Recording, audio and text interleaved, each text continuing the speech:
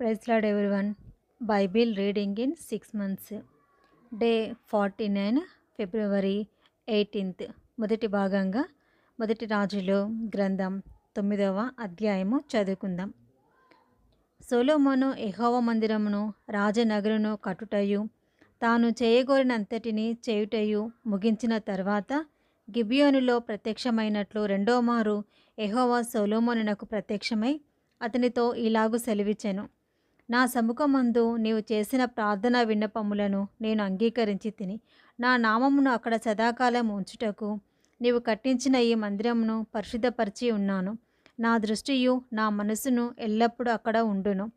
నీ తండ్రి అయిన దావీదు నడిచినట్లు నీవును యథార్థ హృదయుడవై నీతిని బట్టి నడుచుకొని నేను నీకు సెలవిచ్చిన అంతటి ప్రకారము చేసి నా కట్టడలను విధులను అనుసరించిన ఎడల నీ సంతతిలో ఒకడు ఇశ్రాయేలు మీద సింహాసనాసీనుడై ఉండక మానడని నీ తండ్రి అయిన దావీదునకు నేను సెలవిచ్చి ఉన్నట్లు ఇశ్రాయేలు మీద నీ సింహాసనమును చిరకాలము వరకు స్థిరపరచుదును. అయితే మీరే కానీ మీ కుమారులే కానీ ఏమాత్రమైనను నన్ను వెంబడించుట మాని నేను ఇచ్చిన ఆజ్ఞలను కట్టడలను అనుసరింపక ఇతరమైన దేవతలను కొలిచి పూజించిన ఎడల నేను ఇశ్రాయేలుకి ఇచ్చిన ఈ దేశంలో వారిని ఉండనీయక వారిని నిర్మూలం చేసి నా నామమునకు నేను పరిశుద్ధపరిచిన ఈ మందిరమును నా సముఖంలో నుండి కొట్టివేసేదను. ఇశ్రాయేలు సర్వసమాజంలో చెదిరిపోయి సామెతగాను హేళనగాను చేయబడుదురు.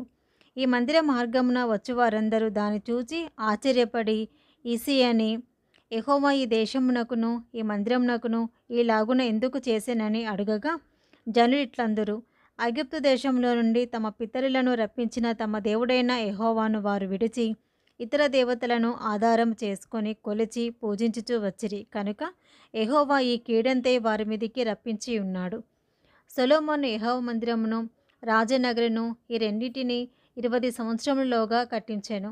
అతడు పని ముగించిన తర్వాత తూరు రాజైన హీరాము సొలొమోను కోరినంత మట్టుకు దేవదారు మ్రానులను సరళవృక్షపు మానులను బంగారమును అతనికి ఇచ్చి ఉన్నందున సొలొమోను గలిలయ దేశమందున్న 20 పట్టణములను హీరాముకు అప్పగించెను.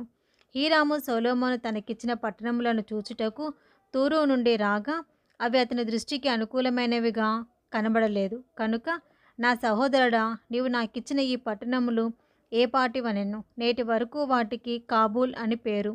హీరాము 240 మనుగుల బంగారమును రాజునకు పంపించెను.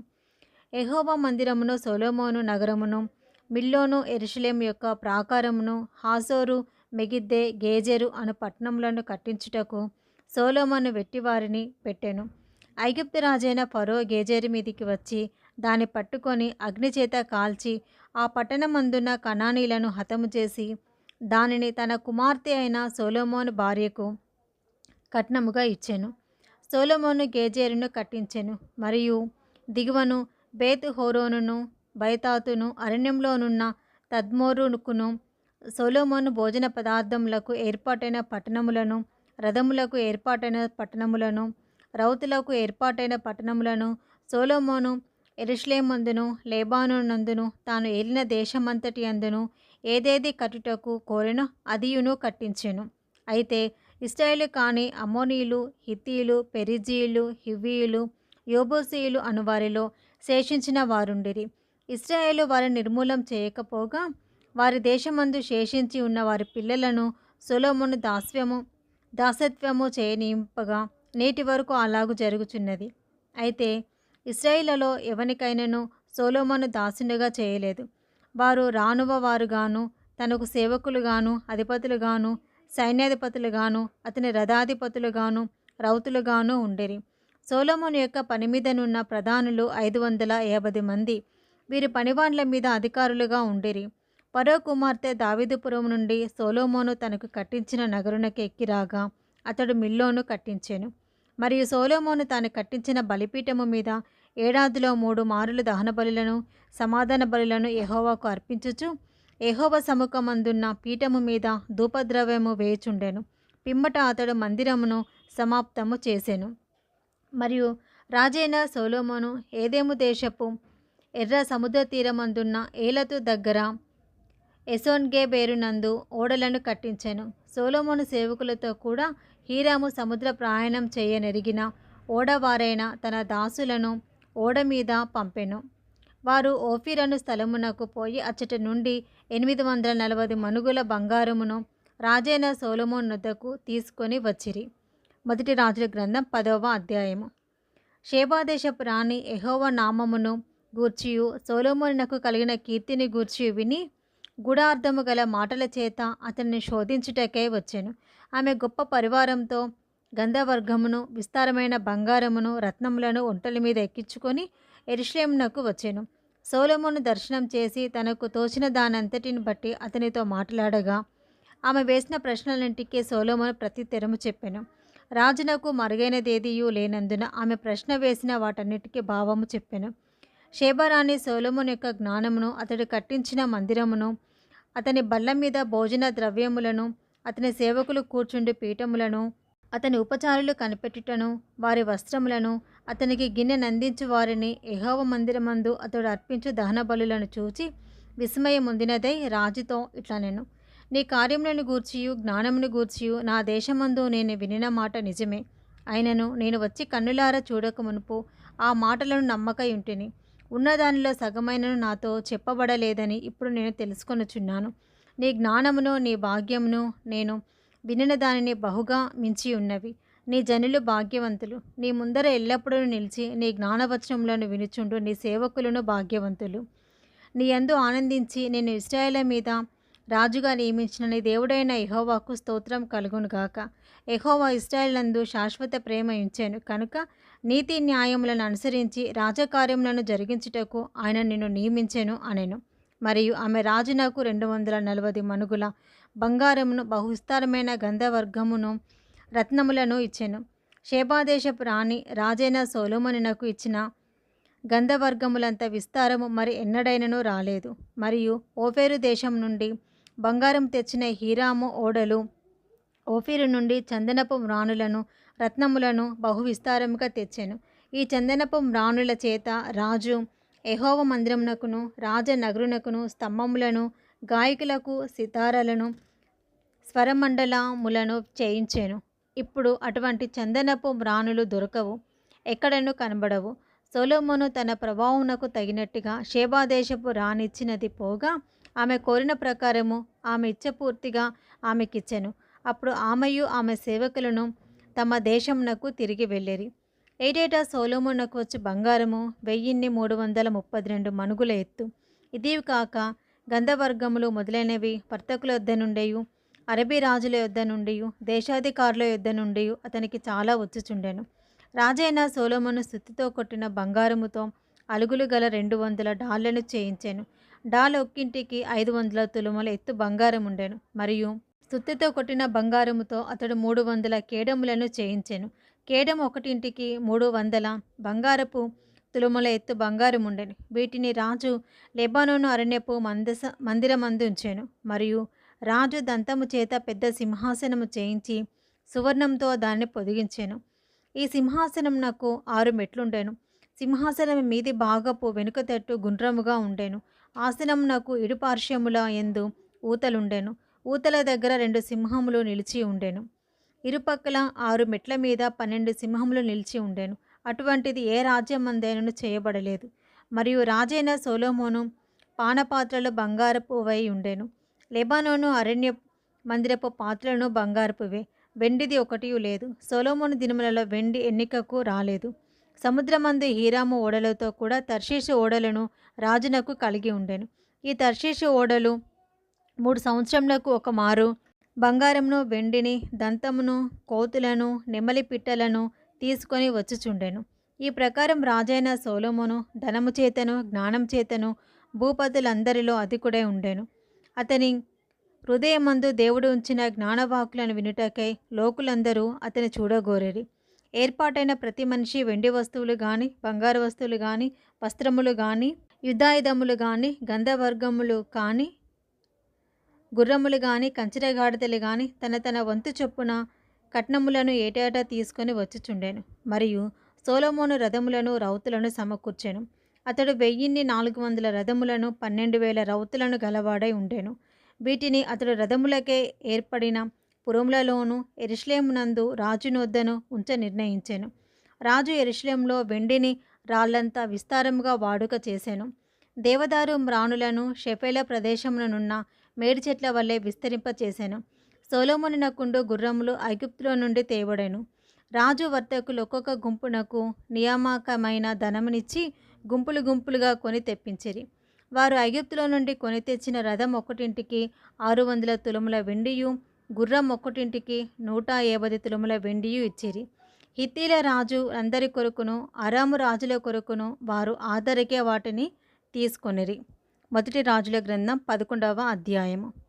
మోయాబీలు, ఎదోమీయులు, అమ్మోనీలు, సీదోనీలు, హిత్తీలు అను జనులు మీ హృదయములను తమ దేవతల తట్టు త్రిప్పుదురు కనుక వారితో సహవాసం చేయకూడదనియు వారిని మీతో సహవాసం చెయ్యనీయకూడదనియు యెహోవా ఇశ్రాయేలులకు సెలవిచ్చి ఉన్నాడు. అయితే రాజైన సొలొమోను ఫరో కుమార్తెను కాక ఆ జనులలో ఇంకా అనేక మందిని పరస్త్రీలను మోహించి కామాతృత కలవాడై వారిని ఉంచుకొనుచూ వచ్చెను. అతనికి 700 మంది రాజకుమార్తెలైన భార్యలను 300 మంది ఉపపత్నులను కలిగి ఉండిరి. అతని భార్యలు అతని హృదయమును త్రిప్పివేసిరి. సొలొమోను వృద్ధుడైనప్పుడు అతని భార్యలు అతని హృదయమును ఇతర దేవతల తట్టు త్రిప్పగా అతని తండ్రి అయిన దావీదు హృదయం వల్లే అతని హృదయము దేవుడైన యెహోవా యెడల యథార్థము కాకపోయెను. సొలొమోను అష్తారోతు అను సీదీల దేవతను, మిల్కోము అను అమ్మోనీల హేయమైన దేవతను అనుసరించి నడిచెను. ఈ ప్రకారము సొలొమోను యెహోవా దృష్టికి చెడు నడత నడిచి తన తండ్రి అయిన దావీదు అనుసరించినట్లు యథార్థ హృదయంతో యెహోవాను అనుసరింపలేదు. సొలొమోను కేమోషు అను మోయాబీల హేయమైన దేవతకు, మోలేకు అను అమ్మోనీల హేయమైన దేవతకును యెరూషలేము ఎదుటనున్న కొండ మీద బలిపీఠములను కట్టించెను. తమ దేవతలకు ధూపము వేయచు బలులను అర్పించుచు నుండిన పరస్త్రీలైన తన భార్యల నిమిత్తము అతడు ఇలాగు చేసెను. ఇశ్రాయేలు దేవుడైన యెహోవా అతనికి 2 మార్లు ప్రత్యక్షమై నీవు ఇతర దేవతలను వెంబడింపవలదని అతనికి ఆజ్ఞాపించినను సొలొమోను హృదయము ఆయన యొద్ద నుండి తొలగిపోయాను. యెహోవా తనకిచ్చిన ఆజ్ఞను అతడు గైకొనకపోగా యెహోవా అతని మీద కోపగించి సెలవిచ్చినదేమనగా, నేను నీతో చేసిన నా నిబంధనలను కట్టడలను నీవు ఆచరింపకపోవుట నేను కనుగొనుచున్నాను కనుక ఈ రాజ్యము నీకుండకుండా నిశ్చయముగా తీసివేసి నీ దాసునికిచ్చెదను. అయినను నీ తండ్రి అయిన దావీదు నిమిత్తము నీ దినములయందు నేను అలాగున చేయక నీ కుమారుని చేతిలో నుండి దాన్ని తీసివేసేదను. రాజ్యమంతయు తీసివేయను. నా దాసుడైన దావీదు నిమిత్తము నేను కోరుకొనున్న యెరూషలేము నిమిత్తము ఒక గోత్రమును నీ కుమారునికిచ్చెదను. యెహోవా ఏదోమీయుడైన హదదు అను ఒకని సొలొమోనునకు విరోధిగా లేపెను. అతడు ఏదోము దేశపు రాజవంశస్థుడు. దావీదు ఏదోము దేశము మీద యుద్ధం చేయుచుండగా సైన్యాధిపతి అయిన యోవాబు చంపబడిన వారిని పాతిపెట్టుటకు వెళ్ళి ఉన్నప్పుడు ఏదోము దేశమందున్న మగవారినందరినీ హతము చేశాను. ఏదోములనున్న మగవారినందరినీ హతము చేయ వరకు ఇశ్రాయేలు అందరితో కూడా యోవాబు 6 నెలలు అచ్చట నిలిచెను. అంతటా హదదును అతనితో కూడా అతని తండ్రి సేవకులలో కొందరు ఏదోమీయులను ఐగుప్తు దేశంలోనికి పారిపోయారు. హదదు అప్పుడు చిన్నవాడై ఉండెను. వారు మిద్యాను దేశంలో నుండి బయలుదేరి పారాను దేశమునకు వచ్చి పారాను దేశం నుండి కొందరిని తోడుకొని ఐగుప్తులోనికి ఐగుప్తు రాజాకు ఫరోనొద్దకు రాగా ఈ రాజు అతనికి ఇల్లును భూమియు ఇచ్చి ఆహారము నిర్ణయించెను. హదదు ఫరో దృష్టికి బహు దయ పొందగా తాను పెండ్లి చేసుకొనిన రాణి అయిన తహ్పేనేసు సహోదరిని అతనికిచ్చి పెండ్లి చేశాను. ఈ తహ్పేనేసు యొక్క సహోదరి అతనికి గెనుబాతు అను కుమారుణ్ణి కనెను. ఫరో ఇంట తహ్పేనేసు వీనికి పాలు విడిపించెను కనుక గెనుబతు ఫరో కుటుంబీకులలో నివసించి ఫరో కుమార్తెలలో ఒకడుగా ఎంచబడెను. అంతటా దావీదు తన పితరులతో కూడా నిద్రపొందిన సంగతిని, సైన్యాధిపతి అయిన యోవాబు మరణమైన సంగతిని ఐగుప్తు దేశమందు హదదు విని నేను నా స్వదేశమునకు వెళ్ళుటకు సెలవిమ్మని ఫరోతో మనవి చేయగా ఫరో, నీవు నీ స్వదేశమునకు వెళ్ళకోరుటకు నా యుద్ధ నీకేమి తక్కువైనది అని అడిగాను. అందుకు హదదు, తక్కువైనదేదియూ లేదు, కానీ ఎలాగైనను నన్ను వెళ్ళనిమ్మనెను. మరియు దేవుడు అతని మీదికి ఎల్యాదా కుమారుడైన రెజోను అని ఇంకొక విరోధిని రేపెను. వీడు శోభారాజైన హదదేజరు అను తన యజమాని యొద్ద నుండి పారిపోయినవాడు. దావీదు శోభావారిని హతం చేసినప్పుడు ఇతడు కొందరిని సమకూర్చి కూడిన ఒక సైన్యమునకు అధిపతి అయి దమస్కునకు వచ్చి అచ్చట నివాసము చేసి దమస్కులో రాజయ్యను. హదదు చేసిన ఈ కీడు కాక సొలొమోను బ్రతికిన దినములన్నయూ ఇతడు అరాము దేశమునందు ఏలినవాడై ఇశ్రాయేలులకు విరోధి అయి ఉండి ఇశ్రాయేలు అసహ్యత గలవాడై ఉండెను. మరియు సొలొమోను సేవకుడైన యరొబాము సహా రాజు మీదికి లేచెను. ఇతడు జెరేదా సంబంధమైన ఎఫ్రామీయుడైన సేబాతు కుమారుడు. ఇతని తల్లి పేరు జెరూహ, ఆమె విధవరాలు. ఇతడు రాజు మీదికి లేచుటకు హేతువేమనగా సొలొమోను మిల్లో కట్టించి తన తండ్రి అయిన దావీదుపురమునకు కలిగిన బీటలు బాగు చేయుచుండెను. అయితే యరొబాము అను ఇతడు బలాఢ్యుడై ఉండగా యవ్వనుడగు ఇతడు పనియందు శ్రద్ధగలవాడని సొలొమోను తెలుసుకొని యోసేపు సంతతి వారు చేయవలసిన భారమైన పని మీద అతనిని అధికారిగా నిర్ణయించాను. అంతటా యరొబాము యెరూషలేములో నుండి వెడలిపోగా షీలోనీయుడగు ప్రవక్తయునగు అహీయా అతనిని మార్గమందు కనుగొనెను. అహీయా కొత్త వస్త్రము ధరించుకొని ఉండెను. వారిద్దరు తప్ప పొలంలో మరి ఎవరునూ లేకపోయాను. అంతటా అహీయా తాను ధరించుకొని ఉన్న కొత్త వస్త్రములను పట్టుకొని 12 తునుకలుగా చింపి యరొబాముతో ఇట్లనెను, ఈ 10 తునుకలను నీవు తీసుకొనుము. ఇశ్రాయేలు దేవుడైన యెహోవా సెలవిచ్చినదేమనగా, జనులు నన్ను విడిచిపెట్టి అస్తరోతు అను సీదోనీల దేవతకును, కేమోషు అను మోయాబీల దేవతకును, మిల్కోమును అమ్మోనీల దేవతకును మ్రొక్కి సొలొమోను తండ్రైన దావీదు చేసినట్లు నా దృష్టికి యోగ్యమైన దానిని చేయకయు, నా కట్టడలను నా విధులను అనుసరింపకయు, నేను ఏర్పరిచిన మార్గంలో నడవకయునున్నారు. కనుక సొలొమోను చేతుల నుండి రాజ్యమును కొట్టివేసి 10 గోత్రములకి నీకిచ్చేదను. అయితే నా సేవకుడైన దావీదు నిమిత్తమును నేను యెరూషలేము పట్టణమును కోరుకొని నందునను ఇశ్రాయేలు గోత్రములలో నుండి వానికొక గోత్రమును ఉండనిత్తును. రాజ్యము వాని చేతుల నుండి బొత్తిగా తీసివేయక నేను కోరుకొనిన నా సేవకుడైన దావీదు నా ఆజ్ఞలను అనుసరించి నా కట్టడలను ఆచరించాను. కనుక దావీదును జ్ఞాపకం చేసుకొని అతని దినములన్నయూ అతనిని అధికారిగా ఉండనిత్తును. అయితే అతని కుమారుని చేతుల నుండి రాజ్యంను తీసివేసి అందులో నీకు 10 గోత్రములను ఇచ్చేదను. నా నామమును అక్కడ ఉంచుటకు నేను కోరుకొనిన పట్టణమైన యెరూషలేములో నా ఎదుట ఒక దీపము నా సేవకుడైన దావీదునకు ఎల్లప్పుడూ ఉండునట్లు అతని కుమారునికి ఒక గోత్రం ఇచ్చేదను. నేను అంగీకరించినందున నీ కోరిక అంతటి చొప్పున నీవు ఏలుబడి చేయొచ్చు ఇశ్రాయేలు వారి మీద రాజువై ఉండు. నేను నీకు ఆజ్ఞాపించినదంతయు నీవు విని నా మార్గములను అనుసరించి నడుచుచు నా దృష్టికి అనుకూలమైన దానిని జరిగించుచు నా సేవకుడైన దావీదు చేసినట్లు నా కట్టడలను నా ఆజ్ఞలను గైకొని నడలా నేను నీకు తోడుగా ఉండి దావీదు కుటుంబమునకు శాశ్వతముగా నేను స్థిరపరిచినట్లు నిన్నును స్థిరపరిచి ఇశ్రాయేలు వారిని నీకు అప్పగించెదనని వారు చేసిన క్రియలను బట్టి నేను దావీదు సంతతి వారిని బాధపరచుదును, కానీ నిత్యము బాధింపను. జరిగిన దానిని విని సొలొమోను యరొబామును చంపచూడగా యరొబాము లేచి ఐగుప్తు దేశమునకు పారిపోయి ఐగుప్తు రాజైన షీషాకు నొద్దకు చేరి సొలొమోను మరణమగు వరకు ఐగుప్తులోనే ఉండెను. సొలొమోను చేసిన ఇతర కార్యములను గూర్చి అతడు చేసినదంతటిని గూర్చి అతని జ్ఞానమును గూర్చియు సొలొమోను కార్యములను గూర్చియు గ్రంథమందు వ్రాయబడి ఉన్నది. సొలొమోను యెరూషలేమందు ఇశ్రాయేలు అందరినీ ఏలిన కాలము 40 సంవత్సరములు. అంతటా సొలొమోను తన పితరులతో కూడా నిద్రించి తన తండ్రి అయిన దావీదుపురమందు సమాధి చేయబడెను. తర్వాత అతని కుమారుడైన రెహబాము అతనికి మారుగా రాజయ్యెను. ఇది మొదటి భాగం అండి. Praise the lord.